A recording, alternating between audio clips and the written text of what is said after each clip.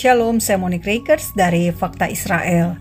Saudara, Pengadilan Pidana Internasional ICC telah mengeluarkan surat perintah penangkapan untuk Perdana Menteri Israel, Benjamin Netanyahu, dan mantan Menteri Pertahanan Israel, Yoav Gallant, pada Kamis 21 November 2024.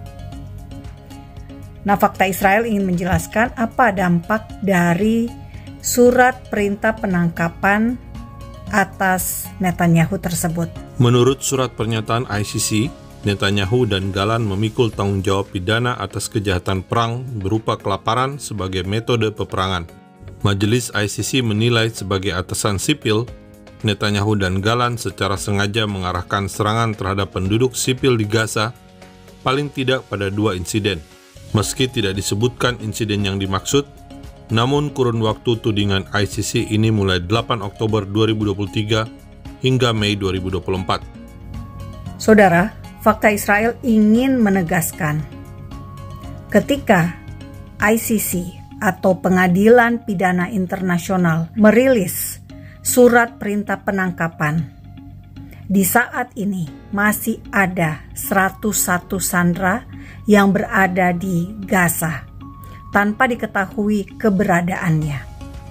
Keputusan dari Pengadilan Pidana Internasional untuk mengeluarkan surat perintah penangkapan adalah sebuah kekonyolan, sebuah tindakan hukum yang memalukan karena hanya berdasarkan pada kebencian terhadap Israel.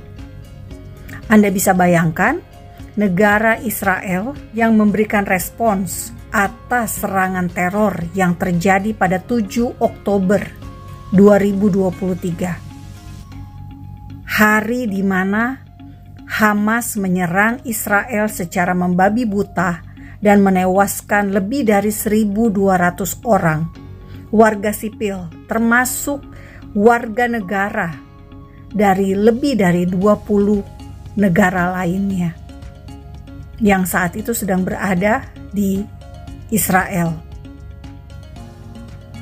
Pada 7 Oktober 2023 itu terjadi penculikan terhadap warga sipil, juga beberapa orang tentara. Mereka dibawa ke Gaza. Sebanyak 253 orang. Sebanyak 253 orang ditawan oleh Hamas, oleh Jihad Islam, atau oleh beberapa warga sipil Gaza yang ikut-ikutan melakukan kejahatan terhadap kemanusiaan. Secara logika, seharusnya Pengadilan Pidana Internasional ICC mengeluarkan perintah penangkapan hanya untuk Hamas saja, bukan untuk pemimpin dari negara Israel, karena mereka sebagai pemimpin harus melindungi wilayah negara Israel. Mereka harus melindungi warga negara Israel. Ingat, ini adalah perang melawan terorisme. Teroris yang duluan melakukan serangan terhadap kedaulatan negara Israel. Jadi dalam hal ini Netanyahu hanya merespons apa yang dilakukan oleh teroris terhadap wilayah kedaulatan yang ia pimpin. Nah, mari kita lihat fakta di Gaza. Apakah benar tudingan ICC bahwa kelaparan adalah metode perang yang digunakan oleh Israel? Inilah pasar di Gaza pada 12 November 2024. Dan ini truk bantuan kemanusiaan dan tumpukan bantuan kemanusiaan di penyeberangan Kerem Shalom yang akan masuk Gaza. Dari sisi Israel sendiri ada data jumlah bantuan kemanusiaan yang masuk ke Gaza. Hingga 19 November 2024, total bantuan kemanusiaan sebesar 1,1 juta ton. Bantuan kemanusiaan dibawa oleh 57.000 truk. Sementara mengenai tudingan serangan Israel terhadap warga Gaza, Fakta Israel perlihatkan kepada Anda pada 7 dan 8 November, warga Gaza dievakuasi dari Gaza Utara ke wilayah selatan agar tidak berada dalam zona perang IDF lawan Hamas. Ini adalah video evakuasi dari Jabalia, Gaza Utara pada Oktober 2024. Perintah evakuasi selalu diberikan sebelum IDF menyerang sebuah wilayah yang mengakibatkan jaminan keselamatan tentara IDF berkurang karena musuh sudah mengetahui rencana serangan IDF tersebut.